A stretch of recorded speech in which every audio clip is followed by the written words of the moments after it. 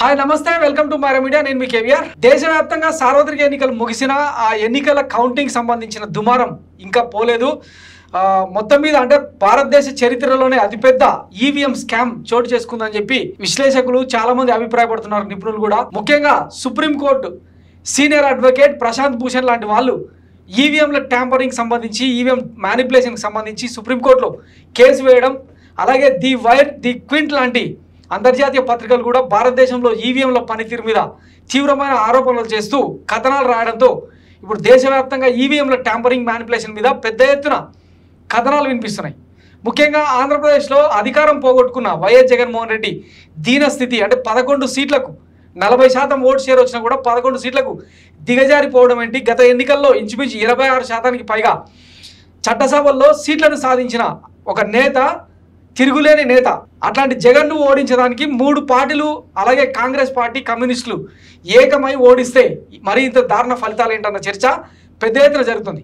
దీంతో ఇప్పుడు ఇండియా కూటమి గతంతో పోలిస్తే ఎన్డీఏకు అంటే మరీ సాలిడ్ మెజార్టీ రాకపోగా ఇప్పుడు ఎన్డీఏ కూటమి పక్షాలతో ముఖ్యంగా జేడీయూ టీడీపీ లాంటి పార్టీలతో పొత్తు పెట్టుకుంటే తప్ప అవి సహకరిస్తే తప్ప రెండు కీలక పార్టీలు సహకరిస్తే తప్ప ఎన్డీఏ మనలేని పరిస్థితుల్లో ఇండియా కూటమి కూడా సమాన బలంతో ఉన్న నేపథ్యంలో భారతదేశంలోని ప్రతి ప్రధాన ప్రతిపక్షం అంటే ప్రాంతీయ పార్టీలు కావచ్చు, ఆయా రాష్ట్రాల్లో కీలకంగా వ్యవహరిస్తున్న పార్టీ నేతలు కావచ్చు, ఈరోజు జగన్మోహన్ రెడ్డికి అండగా నిలుస్తున్న పరిస్థితి కనిపిస్తుంది. మొన్న ఫలితాల తర్వాతనే ఒక ఆర్గ్యుమెంట్ కూడా వెలుగులోకి వచ్చింది. కాంగ్రెస్ సుప్రీం సోనియా గాంధీ తొలిసారిగా వైఎస్ జగన్మోహన్ రెడ్డికి కాల్ చేయడం, ఆయన గురించి అంటే ఫలితాలకు సంబంధించి డీటెయిల్గా డిస్కస్ చేయడం, తాము ఉన్నామని చెప్పి అంటే కాంగ్రెస్ పార్టీగా ఇండియా కూటమి తరఫున జగన్మోహన్ రెడ్డికి అండగా నిలుస్తామని చెప్పి ఆమె హామీ ఇవ్వడం, వీలైతే ఇండియా కూటమిలోకి రండి కలిసి పోరాడదామని చెప్పినా కూడా వైఎస్ జగన్మోహన్ రెడ్డి సున్నితంగా తిరస్కరించారని చెప్పి వార్తలు వచ్చిన సంగతి తెలిసిందే కదా. ఇప్పుడు తాజాగా జగన్మోహన్ రెడ్డికి దేశవ్యాప్తంగా ప్రతిపక్ష నేతల నుంచి ముఖ్యంగా ఇండియా కూటమి అలాగే న్యూట్రల్గా ఉన్న చాలామంది నేతల నుంచి వైఎస్ జగన్మోహన్ రెడ్డికి అనూహ్యంగా సానుభూతి స్పందన వెల్లువెత్తుతోందన్న చర్చ పెద్ద ఎత్తున జరుగుతుంది. ఇందులో భాగంగా ఇప్పుడు శివసేన అధ్యక్షుడు ఉద్ధవ్ ఠాక్రే కొడుకు ఆదిత్య ఠాక్రే నుంచి నిన్న కాల్ వచ్చినట్టు తెలుస్తుంది. మొన్ననే మనం చూసినామంటే ఒక స్టోరీలో కూడా నేను చెప్పిన జేడీయూ టీడీపీ ట్యాంపరింగ్కు పాల్పడినాయి, ఆ రెండు కనుక తోక జాడిస్తే బీజేపీ ఈవీఎంల కుట్ర బయట పెట్టి అవసరమైతే ప్రభుత్వాన్ని కూడా డిజాల్వ్ చేస్తా అని చెప్పి నిన్న సంచలన ప్రకటన చేసిండు ఆదిత్య ఠాక్రే. ఒకసారి ఆదిత్య ఠాక్రే ఏం మాట్లాడిండో విందాం. मुझे लगता है कि एक ही बात है, मैं उन पे ज्यादा बात नहीं करता क्योंकि वो तो घटना है, जल्दी डिस्क्वालीफाई होने वाले। लेकिन सबसे अहम चीज यही है, मैं फिर विनती करूंगा जेडीयू को और टीडीपी को कि अगर खुद का दल बचाना हो, खुद की पार्टी को बचाना हो, तो जो स्पीकर का पद होता है, लोकसभा अध्यक्ष का जो पद होता है वो अपने पास रखें, नहीं तो भाजपा आपके पार्टी को तोड़ेगा। दूसरी चीज यही है, जो स्पेशल स्टेटस या पैकेज शायद बिहार को हो या आंध्र को प्रॉमिस किया गया होगा, वो पहले ही है क्योंकि एक बार सरकार बनती है तो भाजपा कुछ देती नहीं है। और जो भी दल ऐसे हैं जिनको लगता है कि कहीं बाद में एक्सपेंशन होगा और एमओएस का कैबिनेट बनेगा, ये बात झूठी है, हमारा अनुभव है। ये सारी जो बातें मैं कह रहा हूँ वो अनुभव के बोले। సో ఇదేనమాట Aditya Thackeray voice. TDP JDU తమ పార్టీలను ఎంపీలను కాపాడుకోవాలనుకుంటే స్పీకర్ కుర్చీ తీసుకోండి, లేదంటే నెల రోజుల్లో టీడీపీ జేడీయూ పార్టీలు చిన్నాభిన్నం అవుతాయి. టీడీపీ పార్టీ వాళ్ళు ఈవీఎంలను ఎలా మార్చి గెలిచారో బయట పెడతారు బీజేపీ అంటూ ఆదిత్య ఠాక్రే సంచలన ప్రకటన చేసింది అనమాట. దీని తర్వాత ది వైర్ అనే మ్యాగజైన్ లో in 140 Lok Sabha seats more EVM votes were counted than EVM votes అని చెప్పి ఈ కథనం సారాంశం అనమాట. సో దీని తర్వాత ఇవాళ క్వింట్ అనే ఒక కథనం కూడా మరొకటి ప్రచురించింది. అదేంటంటే ఈవీఎంలు ట్యాంపరింగ్ జరిగిందని క్వింట్ కథనంలో సంచలన విషయాలు. ఈవీఎం ఈ ఒక్క పదం గురించి భిన్న రకాల వాదనలు, ఎన్నికల ఫలితాలు విడుదలైన రోజులు గడుస్తున్నా ఇప్పటికీ ఈవీఎంల పనితీరు అనేక సందేహాలు వ్యక్తమవుతూనే ఉన్నాయి.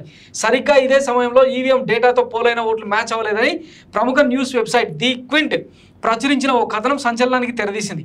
ఈవీఎం డేటా కంటే ఓట్లు ఎక్కడ ఎక్కువగా వచ్చాయి, ఎక్కడ తక్కువగా వచ్చాయన్న దానిపై స్పష్టమైన నంబర్లతో సహా ది క్వింట్ ఓ ఆర్టికల్ పబ్లిష్ చేసింది. అందులో ఏపీకి సంబంధించిన ప్రాంతాలు కూడా ఉన్నాయి. ఇంతకీ ది క్వింట్ కథనం ప్రకారం ఎన్ని ఓట్లు గల్లంతయ్యాయి, దీనికి ఎన్నికల కమిషన్ ఎలాంటి సమాధానం చెప్పింది అన్నది చూద్దాం.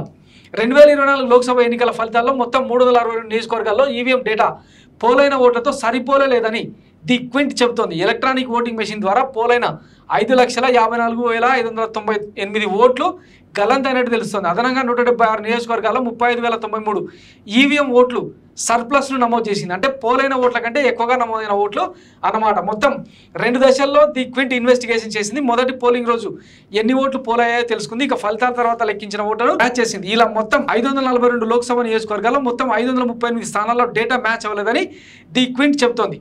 ఏపీ తెలంగాణలో కూడా అంటే నియోజకవర్గాల్లో ఈవీఎంలపై పోలైన ఓట్లకు ఫలితాల రోజున లెక్కించిన ఓట్ల సంఖ్యతో సరిపోలడం లేదు. కనీసం 267 నియోజకవర్గాల్లో ఈ తేడా 500 ఓట్లకు పైగా నమోదైంది. ఇందులో ఏపీ నుంచి ఒంగోలు, గుంటూరు లోక్సభ నియోజకవర్గాలను ఉదాహరించింది. ఒంగోలులో 13,99,707 ఓట్లు పోలవగా 14,01,174 ఓట్లను లెక్కించారు. అంటే అదనంగా 1,467 ఓట్లు లెక్కలోకి వచ్చాయి. అటు ఏపీలోను మిగిలిన స్థానాల్లోనూ పోలైన ఓట్లకు లెక్కించిన ఓట్లకు భారీ తేడా ఉన్నట్టు ది క్వింట్ నంబర్లతో సహా పబ్లిష్ చేసింది. గుంటూరులో పోలైన ఓట్లకు లెక్కించిన ఓట్లకు 7,928 ఓట్లు తేడా వచ్చిందని క్వింట్ ప్రచురించింది. కర్నూలు 6,389, నంద్యాల 2,360, కడప 4,109, అనంతపూర్ 2,751, హిందూపూర్ 6,572, తిరుపతి 3,004, చిత్తూరు 6,858, మచిలీపట్నం 1,878, విజయవాడ 4,968 ఓట్లు తేడాను క్వింట్ గుర్తించింది. ఇలా కేవలం ఆంధ్రలోనే కాదు తెలంగాణతో పాటు దాదాపు అన్ని రాష్ట్రాల్లోనూ అన్ని నియోజకవర్గాల్లోనూ ఇలాంటి తేడాను నివేదించింది. దీంతో ఎన్నికల నిర్వహణలో ఈసీ మరింత ట్రాన్స్పరెంట్గా పనిచేయాల్సిన అవసరం ఉందన్న అభిప్రాయాలు వ్యక్తమవుతున్నాయి. పోలైన ఓట్ల సంఖ్యతో లెక్కించిన ఓట్ల సంఖ్య డేటాలో ఇంత తేడా ఉండడం ఏమాత్రం మంచిది కాదు. ఇది ప్రజల మనసులో అనేక సందేహాలను సృష్టించడం ఖాయం.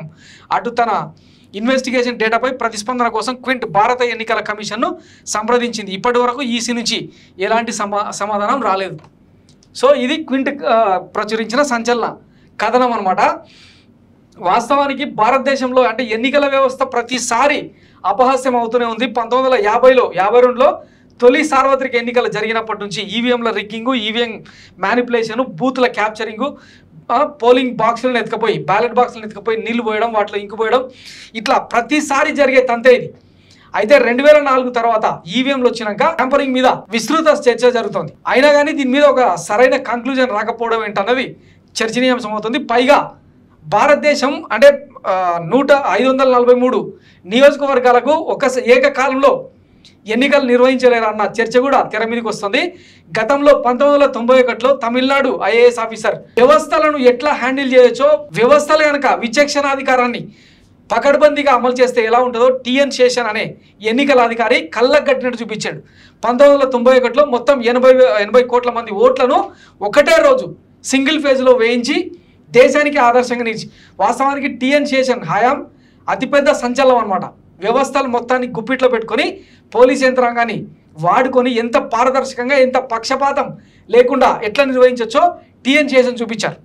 కానీ అట్లాంటి వ్యవస్థ లేకపోగా ఇప్పుడు ఈ భారత ఎన్నికల సంఘం మొత్తం బీజేపీ ఎన్నికల సంఘంగా మారిన పరిస్థితిని మనం చూస్తా ఉన్నాం. ఒకసారి ఈ ఫిగర్ కనుక చూస్తే మొత్తం 7 దశల్లో ఎన్నికలు జరిగినాయి అనమాట. Phase 1 April 19, phase 2 April 26, phase 3 మే 7. ఒకసారి ఈ ఫిగర్స్ కనుక మనం గమనిస్తే మొదటి ఫేజ్లోనే తమిళనాడు ఎన్నికలు పూర్తి చేసుకుంది. తర్వాత ఫేజ్లో కర్ణాటక, కేరళలో మరికొన్ని రాష్ట్రాల్లో ఎన్నికలు పూర్తి చేసుకున్నాయి. తర్వాత 3వ దశలో మహారాష్ట్ర, గుజరాత్, మధ్యప్రదేశ్లో కొన్ని ప్రాంతాలు ఇట్లా ఎన్నికలు పూర్తి చేసుకున్నాయి. ఈ మొదటి 3 ఫేజులలోనే బీజేపీ ఓట్లలో, సీట్లలో వెనుకబడిందన్న అంచనాకు వచ్చిన తర్వాతనే ఈ ఈవీఎంల మ్యానిపులేషన్కు తెరదీసిందన్న చర్చ ఈరోజు రాజకీయ విశ్లేషకుల నుంచి అంతర్జాతీయ పత్రికలు కూడా కథనాలు వెలువరించేదాకా వచ్చింది. దీని మీద వాస్తవానికి ఇంకా తీర్పును మార్చడానికి లేదు. మన భారత న్యాయ వ్యవస్థ కానీ ఇవన్నీ ఎట్లా ఉంటాయో అందరికీ తెలిసిందే. పిటిషన్ వేసిన 5 ఏళ్ల తర్వాత తీర్పులు వస్తాయి. దీనికి బెస్ట్ ఎగ్జాంపుల్ ఏంటంటే తెలంగాణలో డీకే అరుణ మీద బండ్ల కృష్ణమోహన్ రెడ్డి వేసిన కేసు సరిగ్గా ఎన్నికల ప్రచారం టైంలో తీర్పు వచ్చింది. బండ్ల కృష్ణమోహన్ రెడ్డి మీద అనర్హత వేటు వేసి ఆమె సమీప ప్రత్యర్థి ఎవరైతే ఉన్నారో ఆమెను ఎమ్మెల్యేగా గుర్తించమని ఎన్నికల సంఘానికి సిఫార్సు చేసింది కోర్టు.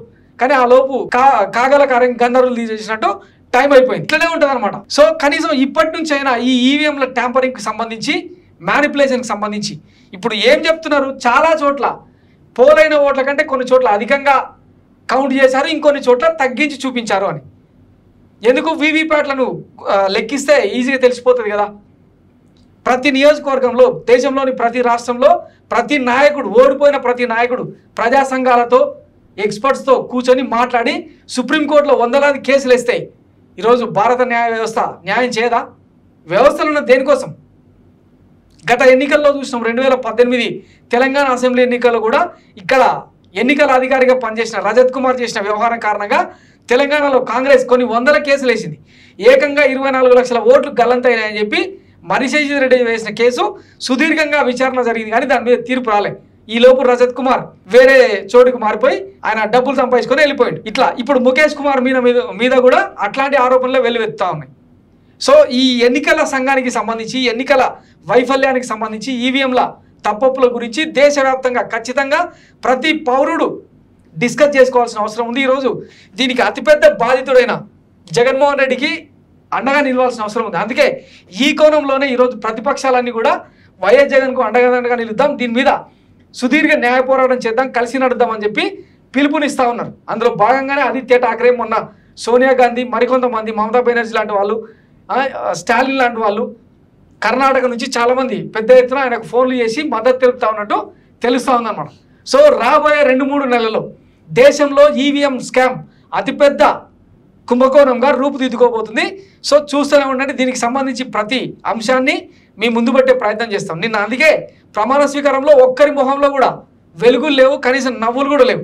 ఏదో ప్రమాణ స్వీకారం చేస్తున్నాం తప్ప తప్పు కనుక బయటపడితే, అంటే మోసం చేసి గెలిచామా అన్న భయం వాళ్ళల్లో కొట్టొచ్చినట్టుగా అనిపిస్తుంది అని చెప్పి సోషల్ మీడియాలో, ట్విట్టర్ హ్యాండిల్స్లో, సోషల్ మీడియా ప్లాట్ఫామ్స్లో పెద్ద ఎత్తున ట్రోలింగ్ చేస్తూ ఉన్నారు.